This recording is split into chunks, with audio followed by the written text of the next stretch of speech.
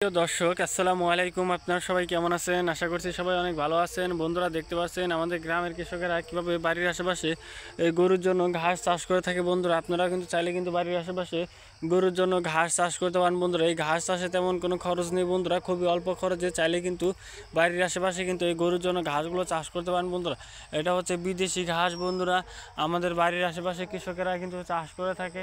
তো আপনারাও চাইলে কিন্তু খুবই সহজ উপায়ে কিন্তু বাড়ির আশেপাশে এই গরুর ঘাসগুলো চাষ করতে পারেন। বন্ধুরা, দেখতেই পাচ্ছেন বন্ধুরা, এই গরুর ঘাসের মধ্যে রয়েছে প্রচুর পরিমাণে ভিটামিন, যা গরুকে খাওয়ালে গরু তাড়াতাড়ি বড় হয়ে যায়। তো বন্ধুরা, দেখে নিন বন্ধুরা, যে ঘাসের যে ফুলগুলো আপনারা দেখতেই পাচ্ছেন বন্ধুরা। তো এই ঘাস চাষের জন্য বন্ধুরা অবশ্যই প্রতি জমিতে এই ঘাসের যে চারাগুলো রয়েছে বন্ধুরা, এই চারাগুলো যদি আপনারা রোপণ করেন তাহলে দেখবেন যে আপনাদের এই ঘাসের চারাগুলো খুবই সুন্দর এবং ভালো হবে বন্ধুরা। এবং সেই ঘাসগুলো আপনারা চাইলে গরুকে খাওয়াতে পারবেন।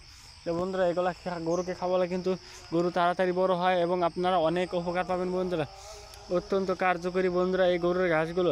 এই গরুর ঘাসে রয়েছে প্রচুর পরিমাণে ভিটামিন। বন্ধুরা, গরুর ঘাস চাষ করার পর বন্ধুরা মাঝে মধ্যে আপনারা যদি একটু গোবর সার এবং জৈব সার দিয়ে দিতে পারেন তাহলে দেখবেন যে আপনাদের এই গরুর ঘাসের ফসলগুলো খুবই সুন্দর এবং ভালো হবে বন্ধুরা।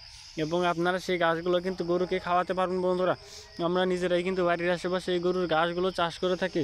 আপনারাও চাইলে কিন্তু বাড়ির আশেপাশে এই গরুর ঘাসগুলো চাষ করতে পারেন। বন্ধুরা, যদি আমাদের এই ভিডিওটি যদি আপনাদের একটু ভালো লেগে থাকে তাহলে বন্ধুরা অবশ্যই আমাদের এই ভিডিওতে একটি লাইক করবেন এবং কমেন্টে আপনাদের মতামত জানাবেন। ধন্যবাদ আপনাদের সবাইকে। আসসালামু আলাইকুম বন্ধুরা।